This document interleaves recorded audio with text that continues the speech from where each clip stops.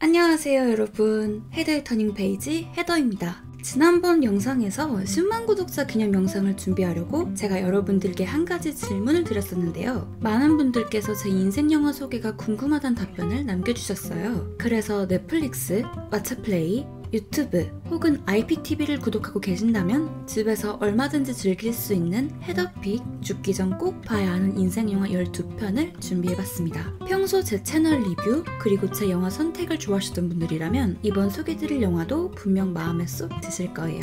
제 인생영화 소개이기도 하지만 동시에 영화 추천이기도 한 만큼 이미 너무 많은 분들이 보신 이터널 선샤인, 대부, 반지의 제왕, 러브레터 그리고 타이타닉과 같은 작품들은 제외했습니다. 그럼 헤더픽, 죽기 전 꼭 봐야 하는 인생영화 12편 소개 시작해볼게요.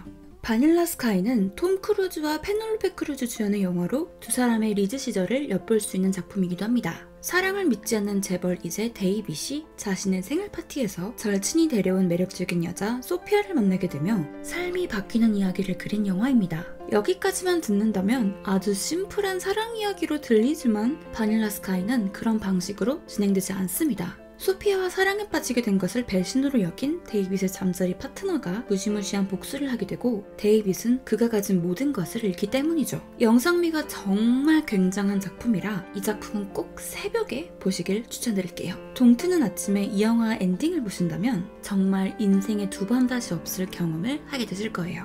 제가 정말 좋아하는 캐서린 비글로우 감독의 작품인 이 제로 다크 서티는 여러분 모두가 알고 계시는 빌라덴 사살 작전인 넵튠 스피어 작전을 배경으로 한 영화입니다. 전 세계에 충격을 남긴 미국 9.11 테러를 지시한 오사마 빌라덴을 찾아내려 하는 CIA 요원의 이야기이죠. 이 영화에서 CIA 요원 마야를 연기한 제시카 차스테인은 정말 엄청난 연기를 펼쳤습니다. 그녀의 연기와 함께 명불허전 캐서린 비글로우의 연출이 더해져 관객들이 정말 그 현장에 있는 것만 같은 느낌을 주기도 합니다. 제가 본 첩보 스릴러물 중 가장 완벽하다고 생각하는 영화이기도 한 만큼 여러분도 꼭 이 제로 다크 서티를 보시길 추천드립니다. 로렌스 애니웨이는 캐나다 출신의 천재 감독 자비에 돌란이 연출한 작품으로 고등학교 교사인 주인공 로렌스가 어느 날 여자가 되고 싶다는 고백과 함께 본격적으로 시작되는 영화입니다. 시작부터 무척 스펙타클하죠. 그러나 로렌스는 이미 오랜 시간 함께한 연인이 있었고 보수적인 직업관을 갖고 있는 사람이 수두룩한 고등학교의 교사였기에 그의 이런 갑작스러운 선언은 모두를 당황케 합니다. 애써 울만해왔던 나를 찾아가려면 어떻게 해야 하는지, 나다움을 잃지 않으면서 지금까지 쌓아온 모든 것들을 지키려면 어떻게 하면 좋을지 관객들에게 여러 방향을 제시하는 영화 로렌스 애니웨이. 제목에 숨겨진 비밀은 영화 엔딩 장면을 보아야 할 수 있으니까 꼭 끝까지 긴장을 놓치지 않고 보셨으면 좋겠어요. 마지막에 정말 펑펑 울었던 기억이 있습니다. 여러분은 여행을 하시면서 새로운 인연을 만나길 꿈꿔보신 적 있으신가요? 이 영화 비포 선라이즈에서 에단 호크는 미국에서 온 순수한 제시를, 줄리 델피는 프랑스에서 온 매력적인 셀린을 연기하며 영화 개봉 이후 지금까지 유럽 여행 도중 기차에서 만난 이와 사랑에 빠지고 싶다라는 꿈을 전 세계 모든 이들에게 심어준 영화이기도 하죠. 사실 영화의 플롯은 굉장히 단순합니다. 주인공 제시와 셀린 두 사람이 오스트리아 빈에서 다음날 해가 떠오르기 전까지 여행을 하며 대화만을 나누기 때문이죠. 하지만 인생 10회 차인 듯한 감독 리처드 링클레이터는 관객들에게 지루할 틈을 주지 않습니다. 그들의 대화 주제는 너무나 사랑스럽고 그들의 미소는 너무나 아름답기 때문이죠. 보통 어떤 영화가 배우의 리즈 시절, 아름다운 촬영지 혹은 훌륭한 각본을 담고 있다면 그 작품은 명작이라고 불리고는 하는데요. 비포 선라이즈는 배우의 리즈, 아름다운 배경, 훌륭한 각본 이 세 가지 모두를 담고 있는 작품입니다. 그렇기 때문에 이터널 선샤인과 더불어 죽기 전 꼭 봐야 하는 로맨스 영화라고 생각합니다. 평소 제 채널 라이브를 자주 보셨던 분들이라면 너무 잘 아시겠지만 제가 꼽는 인생영화 오브 인생영화는 바로 이 Call Me By Your Name입니다. 이 작품을 처음 볼 때 정말 과장을 하나도 보태지 않고 와, 이런 게 영화구나 라는 생각이 들었었어요. 영화가 왜 종합예술이라고 불리는지 정확히 느낄 수 있었거든요. 완벽한 음악과 미술이 우리 생의 가장 아름다운 순간인 첫사랑을 정말 드라마틱하게 표현하고 있는 이 작품은 여전히 제 영화 인생의 한 줄기 빛 같은 작품이기도 합니다. 매해 여름 이탈리아의 별장에서 시간을 보내고 있는 주인공 엘리오가 교수인 아버지의 보조연구원 올리버를 만나 미묘한 감정을 느끼게 되는 이 영화는 루카 구아다니노 감독 욕망 3부작 중 하나죠. 첫사랑을 주제로 한 영화는 그 어떤 것도 러브레터의 감동을 뛰어넘을 수 없을 것 같다고 생각했는데 이 영화를 보고 난 뒤 제 편견이 깨진 것뿐만 아니라 제 인생 영화 1위에 등극하기도 했습니다.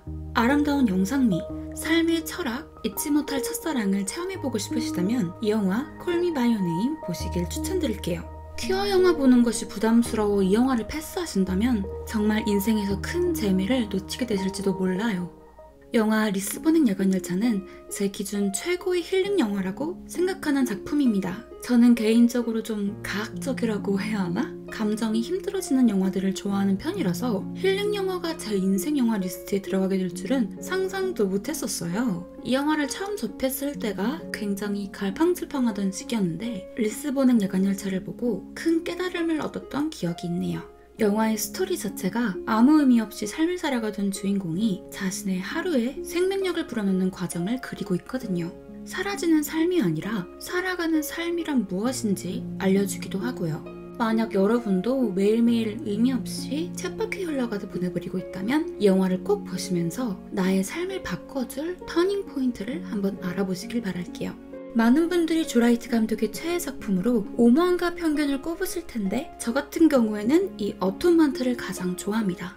이 영화는 키이라 나이틀리와 제임스 맥어보이 주연의 영화인데 지금은 할리우드에서 가장 연기 잘하는 20대 배우 중 한 명인 시알샤 로넌의 아역 시절을 엿볼 수 있기도 합니다. 영화의 스토리는 이렇습니다. 어느 날 언니 세실리아와 집을 돌보는 집사의 아들 로비가 사랑을 나누고 있는 것을 동생 브라이오니가 발견하게 됩니다.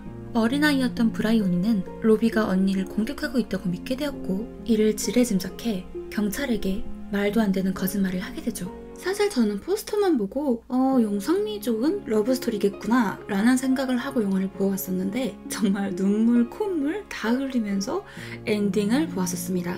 한 소녀의 이기가 두 연인의 인생을 어떻게 바꿔놓았는지 궁금하시다면 이 영화 어톤만트 꼭 보시길 추천드립니다. 이 영화 디 아워스는 무려 니콜 키드먼, 메릴 스트립, 줄리안 무어가 출연한 영화입니다. 세 사람 모두 아카데미 여우주연상을 받은 배우들인 만큼 연기력은 정말 두말하면 입 아플 정도입니다.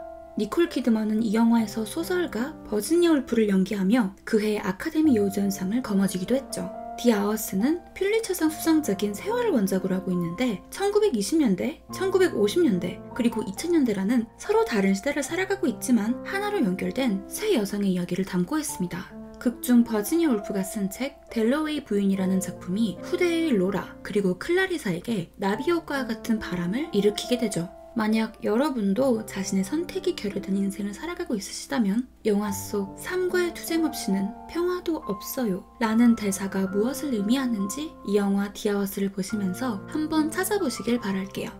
여러분들이 가장 좋아하는 음악 영화는 어떤 영화인가요? 저는 이 스타 이즈 본이 제 최애 음악 영화입니다. 별 기대 없이 봤었다가 브래들리 쿠퍼의 가창력에 레이디 가가의 연기력에 그리고 브래들리 쿠퍼의 연출작이라는 것에 총 3번 놀랐던 기억이 있네요.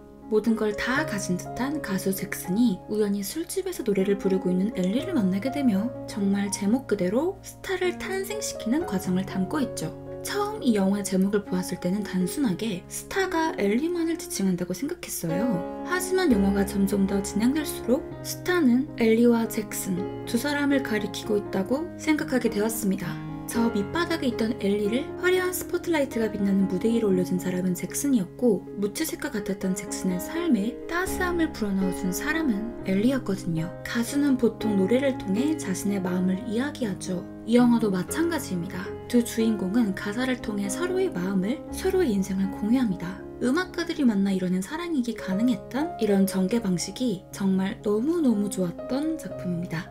여러분도 살아가면서 타인에게 한 번쯤 상처를 받아보신 적 있으시죠? 어떤 분들은 내가 더 성공해서 잘 사는 모습을 보여줘야지 라는 걸 복수로 생각하실 수도 있고 또 어떤 분들은 내가 받은 만큼 돌려줄 거야 라는 걸 복수로 생각하시는 분들도 있으실 거예요. 이 영화는 놀랍게도 상처를 받은 사람이 두 가지 복수를 다 하는 내용입니다. 유명한 갤러리 관장인 주인공 수잔의 앞으로 소포 하나가 도착합니다. 소포를 보낸 사람은 그녀의 전남편 에드워드였죠. 소포 속의 물건은 다름 아닌 작가인 에드워드의 신작인 한 권의 소설이었는데 수자는 이 소설을 읽으며 자신이 과거에 저질렀던 끔찍한 짓들을 회상하게 되죠. 사랑은 시작보다 끝맺음이 더 중요하다는 것을 저에게 알려준 영화이기도 합니다. 에이미 아담스와 제이크 질레나를 좋아하시는 분들이라면 이 영화 녹터널 애니멀스 정말 흥미진진하게 보실 수 있을 거예요. 살아가면서 우울함을 느껴보신 분들이라면 이 영화 멜랑콜리아를 꼭 봐야 하지 않나 하는 생각이 듭니다. 깊은 우울을 느껴보신 분들이라면 이 영화의 공감을, 우울을 느껴보지 않으신 분들이라면 우울을 앓고 있는 사람들이 바라보는 세상이 어떤지 알게 되실 거예요. 일단 멜랑콜리아의 감독 라스 폰 트리에부터가 몇십 년 동안 우울증을 깊게 알아온 사람이거든요. 그는 지구와 소행성의 충돌이라는 어마무시한 주제로 우울함과 불안함에 대해 이야기를 시작해 나갑니다. 그해 칸네 영화제 여우주연상을 거머쥔 커스틴 던스트의 엄청난 연기와 함께 라스 폰 트리에의 엄청난 연출 내공을 체험하실 수 있을 거예요. 이 영화는 정말 직접 보셔야지만 진가를 느낄 수 있는 작품이기에 여러분들께서 꼭 눈으로 보시길 추천드립니다. 우리는 살아가면서 노화 혹은 노년에 대한 많은 걱정을 하고 있습니다. 내 인생의 마지막은 어떤 모습일까 상상하기도 하죠.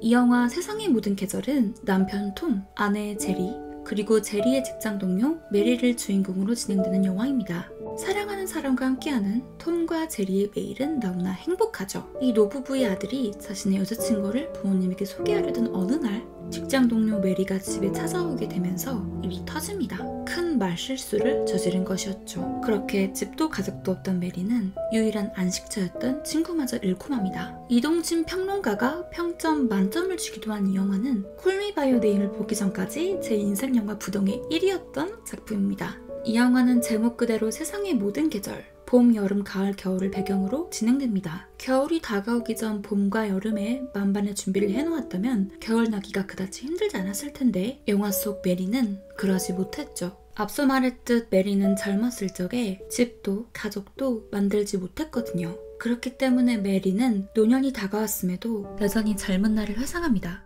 메리의 노년이 나의 노년은 아니길 이라는 생각과 함께 보았던 영화 세상의 모든 계절, 많은 생각을 하게끔 만드는 영화니까 여러분들도 꼭 한번 이 영화 세상의 모든 계절 보시길 추천드립니다.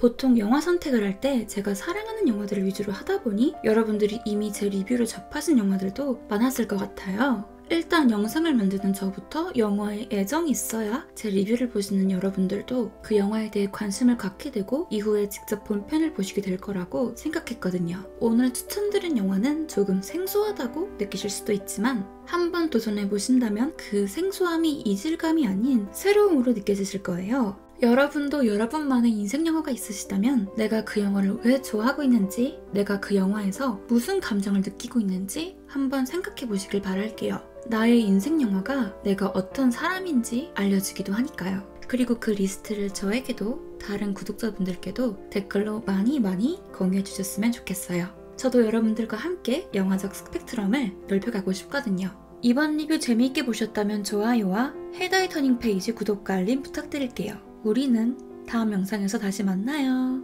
안녕.